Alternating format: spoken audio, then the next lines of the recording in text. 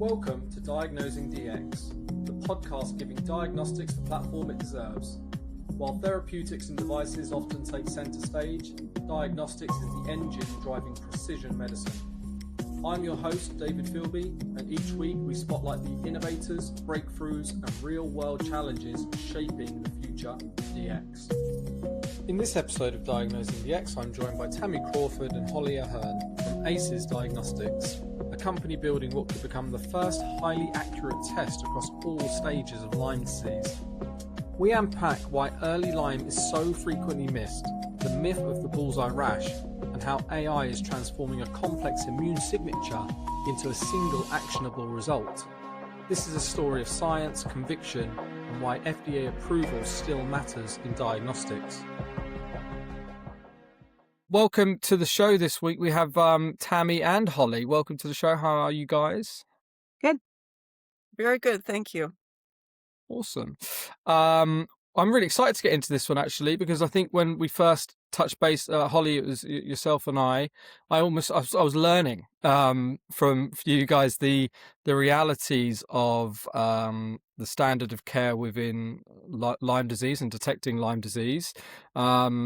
And I just found myself, it's a classic moment in diagnostics when you think that things get picked up really early and in abundance, and the reality is that the standard of care has so much more that needs to be done. But anyway, before we get into it, it'd be great to get you guys to introduce yourselves and what you guys are doing. Tammy, I'll come to you first if you want to kick us off.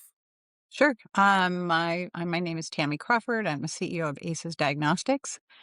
We spent about 9 years funding research in the in the diagnostic space for Lyme disease. Looked at a lot of different types of medical technologies that would easily translate to laboratories and to patients, because our goal is to get diagnostic to patients as quickly as possible, since Holly and I both have had daughters with personal experiences with Lyme disease and had a very difficult time getting them diagnosed, or even the diagnosis believed once they did get it. So that's our passion. Wow. And Tammy, what's your background? So I have a degree from the University of Arizona, a biology degree, but I worked in I sold 2,200 products into the hospital market, so I was trained on pretty much everything as a manufacturer's rep. So I had that background, and then really I think I spent a lot of time in research when my son was diagnosed with type 1 diabetes, and I got very involved in what was JDRF at the time, now called type 1 breakthrough. And through that, I was able to do a lot of work in the immunology, grant reviewing, and fundraising, and all sorts of things. And then my husband and I started our own company, so we had a successful startup. I was part of another startup that also exited successfully. So I've had a little bit of experience taking things to market, and a lot of experience with I have 2 sick kids, so that sort of been driving us forward. Oh, there we go. So you're from the commercial side, and now the founder CEO of Aces. Was it something you wanted to do? Was lead a company? Did you have ambitions to do that as you were coming through your career? We always joke that, I didn't know much about Lyme disease. I feel like Lyme disease found me, and because I definitely did not expect that my daughter to get it, Lyme disease in Arizona, but it's everywhere now, we know. And yes, so no, it wasn't at all that. I actually had a foundation, and the foundation, once I saw what a mess Lyme disease was, I used Focus on Lyme to actually fund and raise money for research through the foundation. And we were told early on we worked with TGen, Translational Genomics, here in Phoenix on RNA sequencing, which actually didn't produce a result, but they told us, hey, if you get a discovery, you have to get it through the valley of death. And we're like, what? And so they're like, you have to steward this to where somebody's going to take it to market. It doesn't just, you can't just hand over science usually, And so we were preparing. We actually had a commercial advisor that was part of our team from the very beginning, helping us to understand the decisions we were making and the science we were choosing and how translatable that was to laboratories, and how, we wanted something in it, that was going to be covered by insurance, hopefully, and inexpensive to patients that also was super accurate. So we had a very clear path forward, and it was kind of inevitable to us that somebody had to take this forward, and so that's what we're doing. That's awesome. And Holly, if you'd like to introduce yourself. Sure. So I'm Holly Ahern. I'm the Chief Scientific Officer of Aces Diagnostics. Tammy and I met a long 13 or so years ago because, I'm a professor of microbiology at SUNY Adirondack, which is in New York State. In New York State, we have lots of ticks, and Lyme disease was, even though it was well known, it was still um, conflicted, I would say, as a field of medicine. So my daughter had gotten sick, and so I had started working very hard on legislative advocacy once she recovered. So I was working on the legislative side, trying to, change the landscape for Lyme disease patients. And because of that, I met several doctors. My daughter had seen several doctors in that field. And then when Tammy had to bring her daughter to New York from Arizona, because nobody in Arizona really knew what to do about Lyme disease, that particular physician put us together because Tammy wanted to start this foundation, and she said to him, "I'm going to start this foundation, and do you know any microbiologists?" So, as a professor of microbiology, I was the person who got that phone call, and that was once we had talked and connected, it was clear that um, you know, Tammy was somebody to work with, that we were going to figure this out. And, our shared passion because of our daughters' very, very similar experiences, even though they were on opposite sides of the country, is why we're here today. So that's, I Tammy raised the money. Together, we decided what to fund as opposed to waiting for people to submit grants to us. We just said, okay, this might be something that could be used for a diagnostic. So let's fund that project and see how that turns out. And after looking at multiple projects, multiple different technologies, finding some that were very exciting and interesting and really great science, but we're never going to translate into the clinical laboratory world. We came to this point where we actually have a very novel test that is really great science, but it's also one that is going to make it in the clinical lab as well. So clinical laboratory scientists will be able to do it. Um, it's actually very exciting. Patients will be able to access it. That's something that we can talk about later on, about how hard it is to get testing for Lyme disease. And we hope to solve all those problems. Wow, there's so many organic points of you guys coming together and what's happened in your personal lives that have obviously fueled the passion and purpose of the company, but also points along the way that actually it sounds like you've made really good decisions. Again, even if it is just organically going, how is this actually going to impact clinical workflows? Are people actually going to be able to access this, not just a nice to have, oh, we're interested in improving the level of diagnosis for Lyme disease, but the science never really changes anything, right? Before we get into that, because I think that's fascinating, you mentioned the foundation a couple of times. So what was the foundation and the idea behind that? Well, so the company that my husband and I had a foundation. It was called Leadership Network Corporation, and the foundation was called Leadership Children's Foundation. And through Leadership Children's Foundation, we were focused on charities that provided hope. And obviously, we were very interested in type 1 diabetes. Our daughter had food allergies. We donated to that. We would oftentimes, take up one of our the people that would come to our conference. If they had a child that had any special needs, we would try to focus on that and help them and their particular charities and stuff. And when I sold the company after my husband passed away, I kept the foundation, and we kept running events and funding the foundation. And when I saw what a train wreck Lyme disease was, I actually originally tried to meet with several of the existing foundations, and all of them were pretty small at the time. I mean, a lot of them are really big now, but And they really focused on a lot of different things. They were a little group trying to do a lot of things, advocacy and treatment and doctor referrals and, diagnostics and all this. W- it just seemed to me that we weren't going to get anywhere if we Mm, didn't have a diagnostic, right? We're not going to get to a mm, treatment if we don't have a good diagnostic. We're not going to move the field forward without that. And so I changed the name of the foundation to focus on Lyme. And we just basically did that when we focused on diagnostics. So pretty much for 9 years, we raised about $5 million, and we funded only pretty much only things in the diagnostic space. And we did a little bit of research work, but not much. And then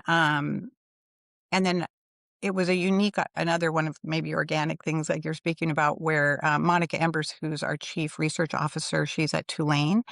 She's in charge of the Tulane Primate Center, and she's been working on Lyme disease for like 30 years. And she had published a paper on chronic Lyme, 5 antigens that worked pretty well in chronic Lyme.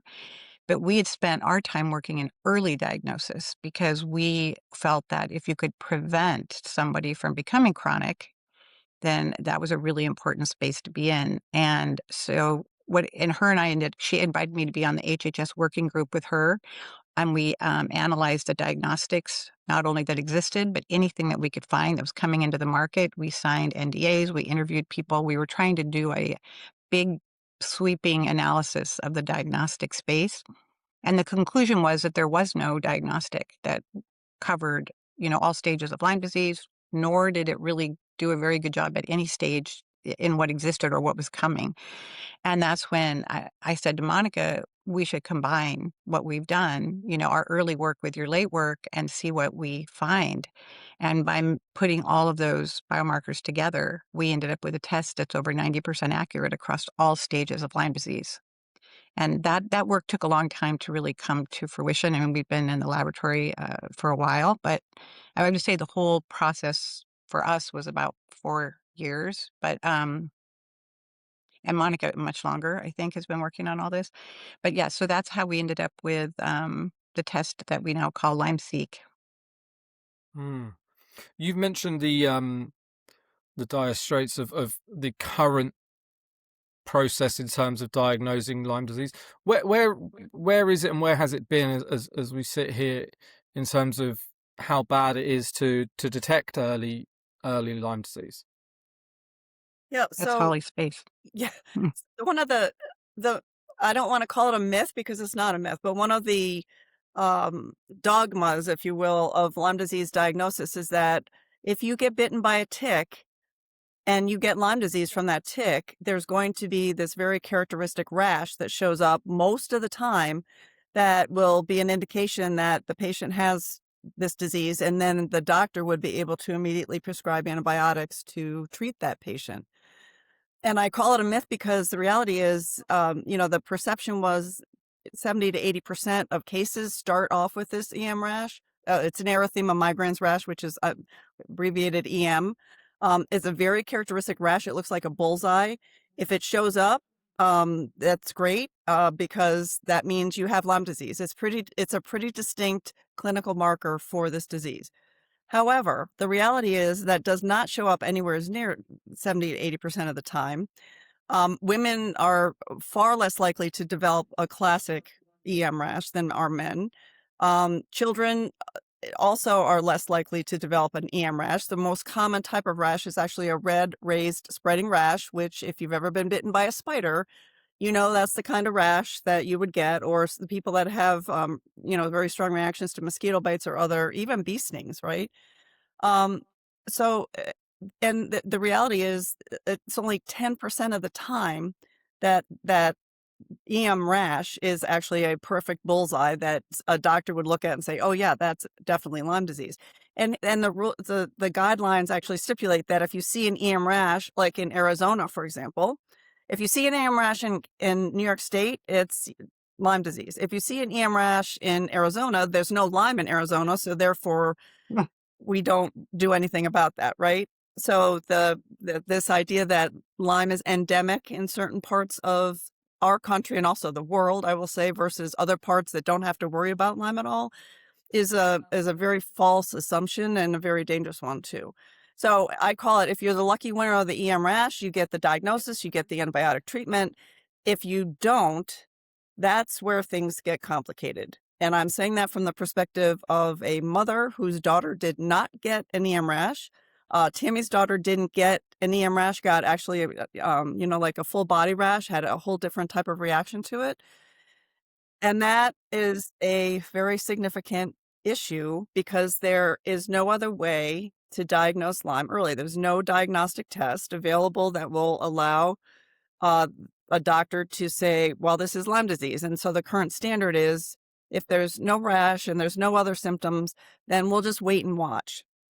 And while the physicians are waiting and watching, these remarkable bacteria are going to spread out of the skin into the bloodstream, and they go hide in various tissues and locations in the body where they drive inflammation.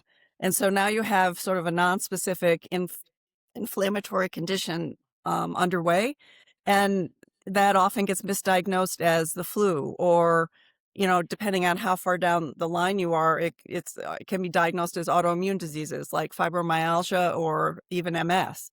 So Yeah, rheumatoid arthritis often, yeah. right, and so those diagnoses are, you end up going to specialist after specialist. You end up on drugs that do nothing to address the underlying cause, which is the infection. Actually, the driver is the inflammation, but the underlying cause of the inflammation is the infection. So all of that is the reason why an accurate diagnostic test is very important in the whole clinical spectrum of events that need to occur for Lyme disease patients. And I'm saying that from the perspective of somebody whose daughter didn't fit any of that and ended up being chronically ill, seeing every specialist under the sun, cardiologist, neurologist, pneumonologist, endocrinologist, because the symptoms are so widespread but nonspecific that there were multiple diagnoses, none of which turned out to be correct. So that's why a test that says this patient has Lyme disease would be an actionable outcome. The doctor who is making that decision, like for example, my daughter's primary care physician, would be able to say, all right, so there's no rash. She was bitten by the tick. We had the tick, but there's no test to perform, so we'll just wait. Let me know if she gets any other symptoms. Never did. And then a year later, she was bedridden.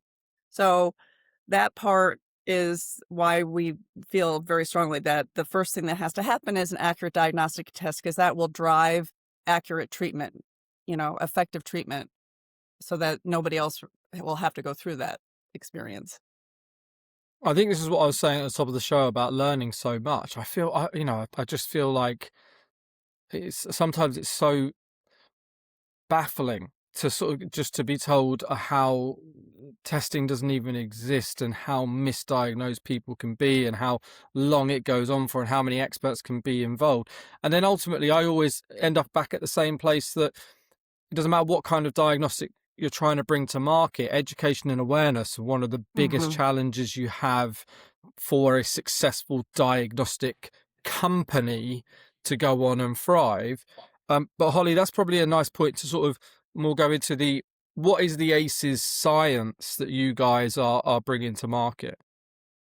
Right. So, as Tammy mentioned earlier, we've been spending a lot of time looking at different biomarkers, and it's not that they don't exist. It's just that it's very difficult to translate them into the diagnostic laboratory space. So when we started working with Dr.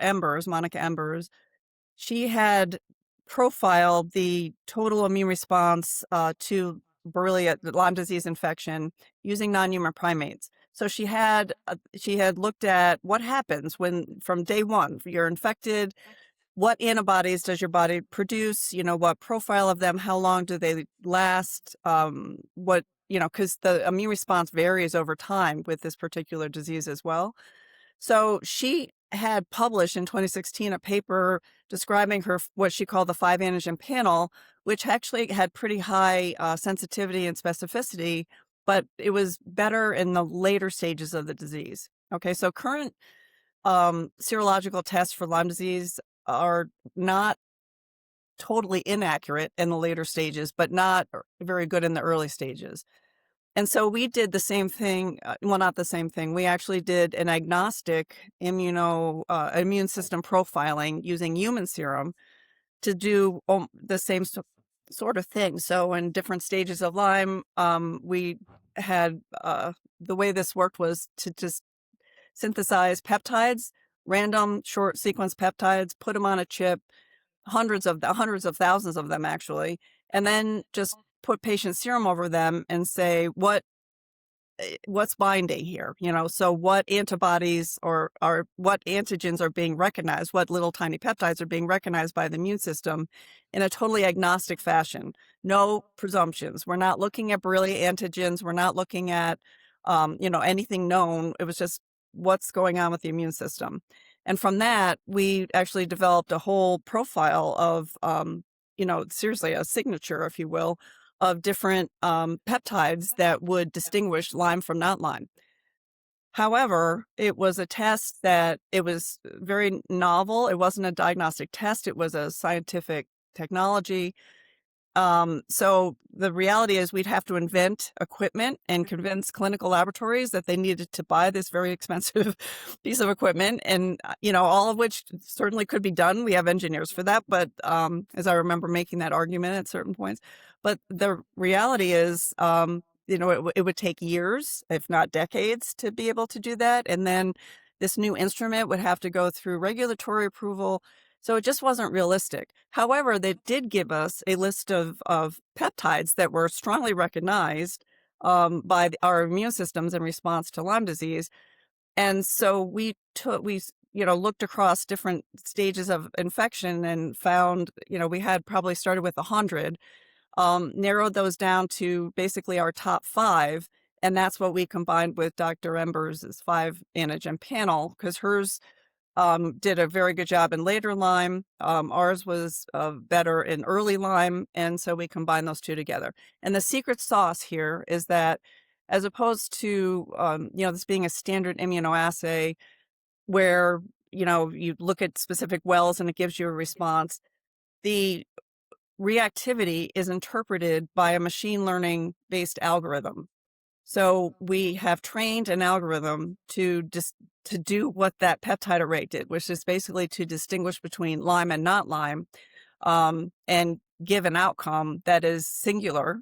So in other words, when the algorithm is done with it, it's like, okay, this is Lyme disease or it's not Lyme disease.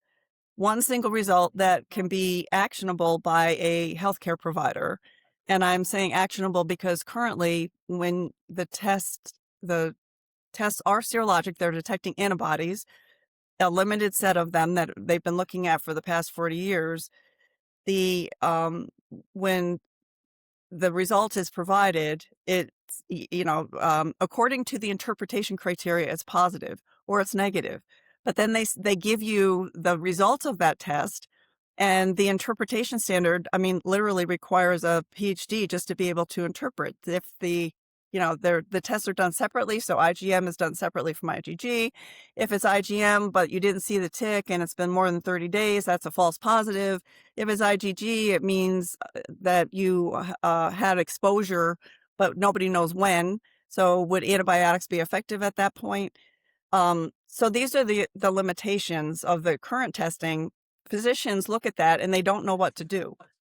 Right. If they follow the guidelines, it's like, well, don't prescribe the antibiotic because this IgM positive Lyme disease test is obviously a false positive, which is not, none of that is accurate. So the algorithm that goes with our test is what sorts through that and is able to say, this is Lyme disease or this is not Lyme disease. So that algorithm sounds like it's been a key differentiator between Yes. potentially something that was never going to impact positively a stubborn workflow and actually the algorithm has been able to make that much easier to use and embed into existing physicians' lives and people are going to go, actually that's easy for me, and that's key, that I can actually bring that in to the work I'm already doing. This is not going to completely disrupt what I'm trying to achieve. Yep. That's awesome. It is indeed the algorithm. I kind of call it the secret sauce, if you will. So, and I mean, Well, to get to that point, we used a lot of AI. The immune profiling also required machine learning, right? It required mhm. training to interpret those responses. So it has been so key in our research, and the fact that we were able to turn around and use it again in the test itself is really, that's something that's pretty significant, I think. Mhm. I mean, it's awesome when we hear about. I mean, AI is just everywhere, but there's AI for AI's sake, and it actually feels like a lot of people will say that diagnostics, precision medicine is one of the biggest opportunities for AI to have a direct, profound impact on those industries. And this is another case where we're actually saying AI is the differentiator between great science that is potentially unusable to great science that is accessible. Um, that's Yeah. awesome. Where's Aces Diagnostics as we sit here today as a company? What's the sort of milestones and regulatory, commercial, operationally? Where are you guys now? And then we'll sort of lead into what the future looks like. Yeah, so now we had a pretty significant end of 2025. We were able to lock down the assay, and we're mostly locked down the algorithm. We'll be watching it as we go through, our stability testing. Our developer is currently in production of our first lots of the actual kit that we'll be selling to the laboratories. We have had 3 meetings with the FDA, and those meetings have gone well. We have a clinical trial plan. We spent this week working on our clinical trial. We hope to start that in April of this year. That's our target. And we've raised a convertible note, and we're starting our Series A.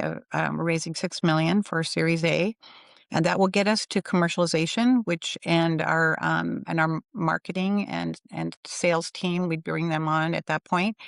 We have we have a product, that will be, like we said, available 2026 or at the latest early 2027.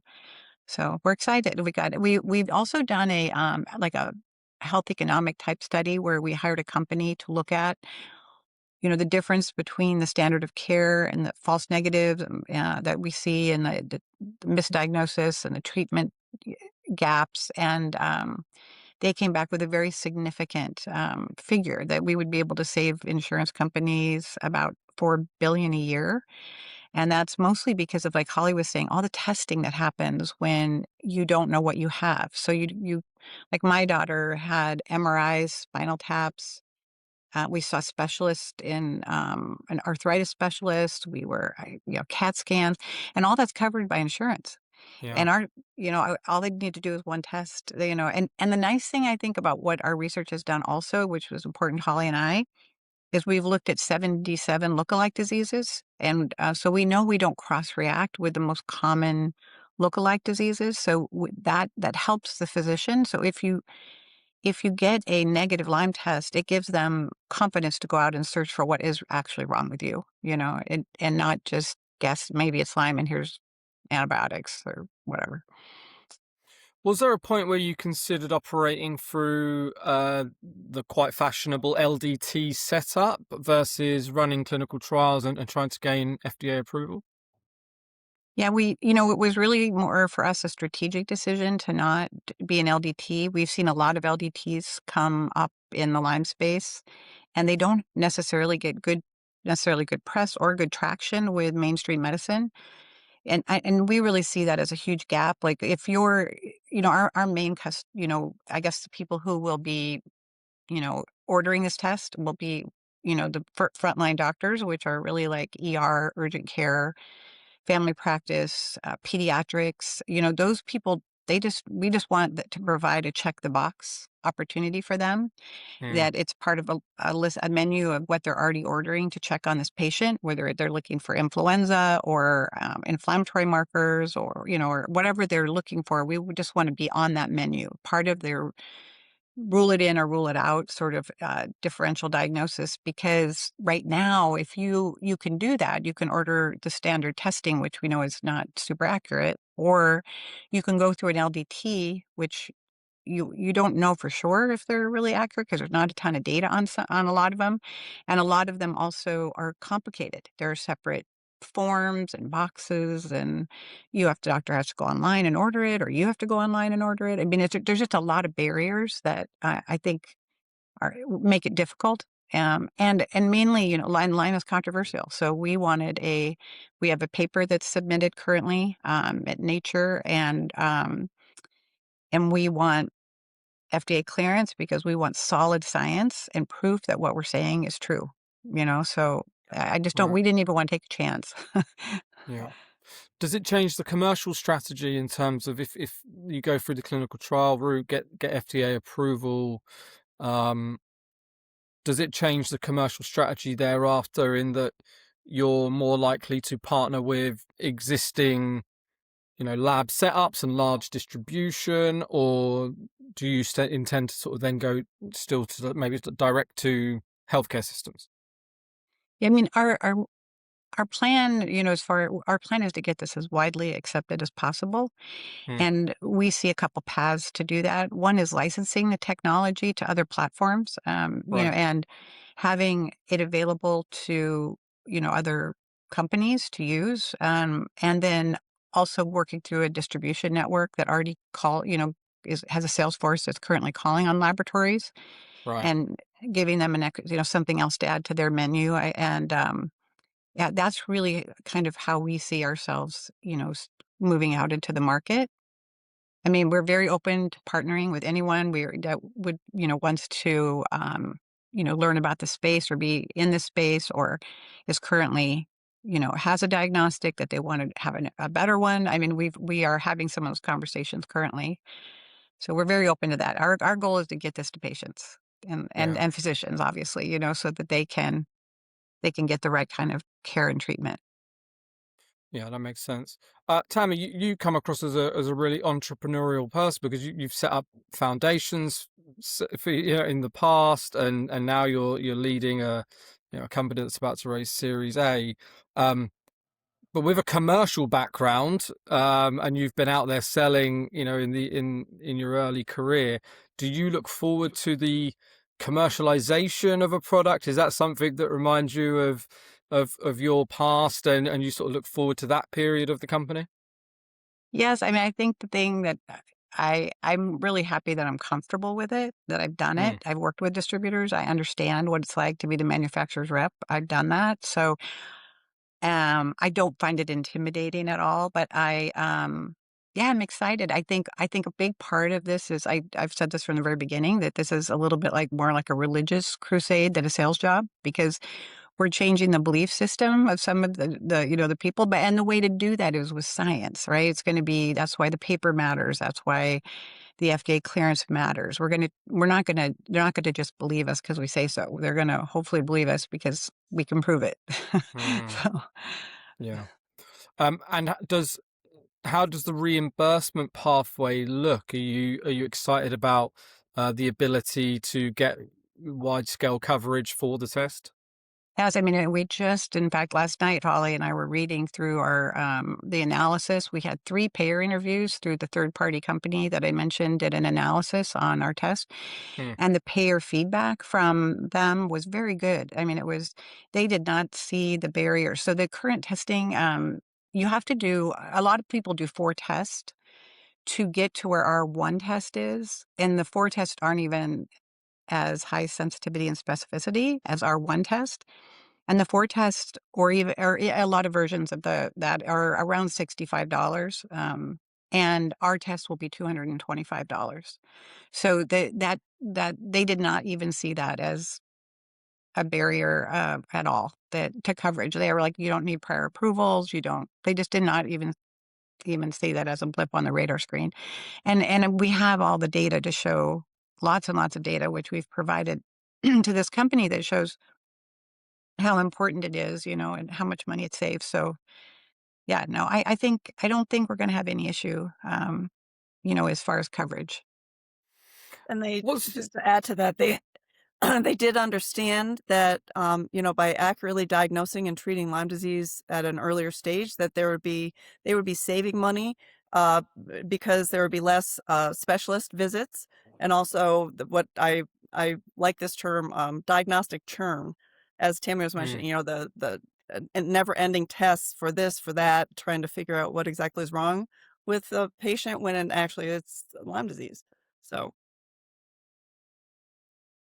the question I have now, because I feel like this has come up throughout, and there's been so many really interesting points, and obviously you can imagine having, performed this podcast and with the type of work I do to support early stage diagnostics companies, I see lots of pros and lots of cons. In you guys seem to have a lot of the right decisions made, maybe the tough decisions, but the right decisions made early on with a sort of longer term outlook of how can we get this as wide as possible, rather than the rush to commercialize and the rush to go through the LDT set up as a quick way to start generating revenue.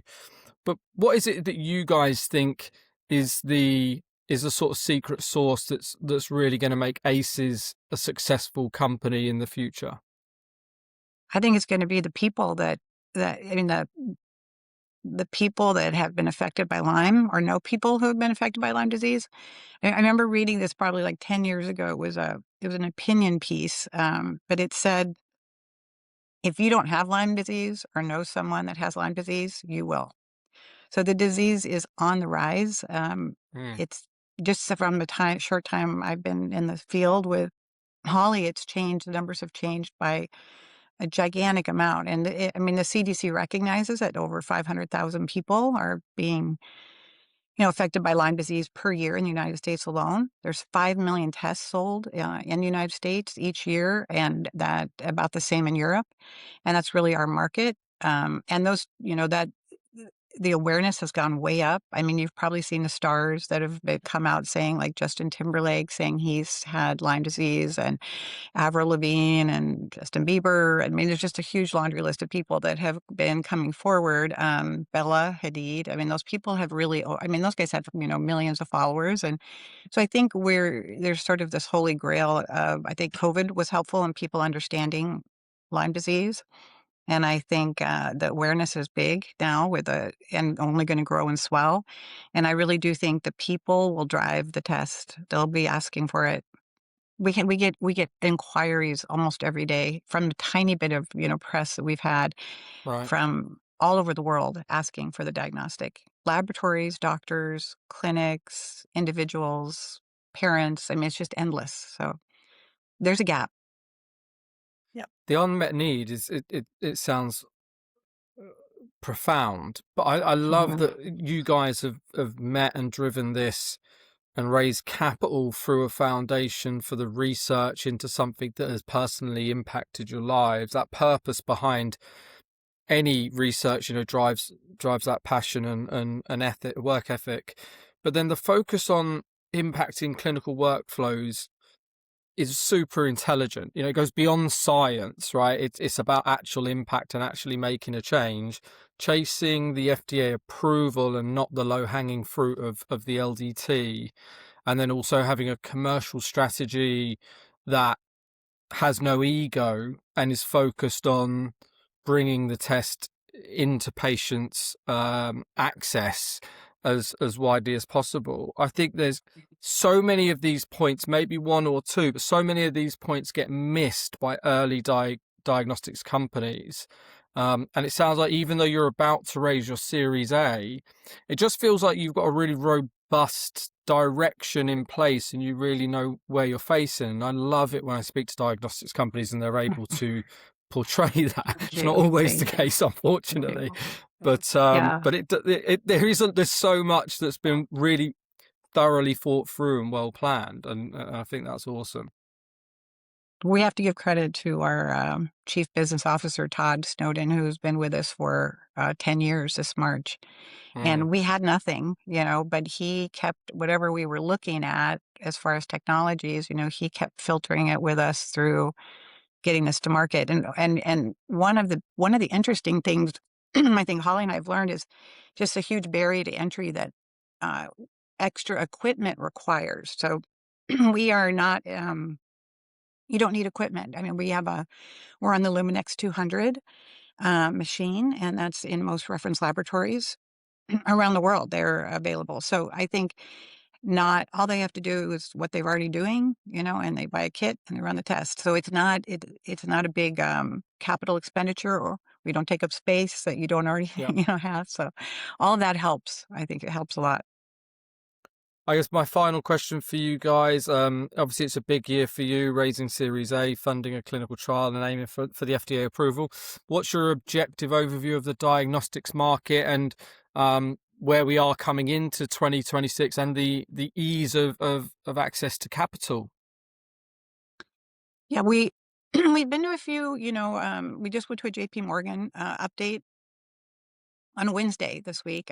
We weren't actually at the event, but and I think they're optimistic is what we keep hearing. And Yep. I think that what we're seeing really is, and I think our experience really is that we need the people who are jumping in to help us. We have a convertible note, as I mentioned, a seed round that we're closing, and even I think I'm sort of seeing it already in the Series A.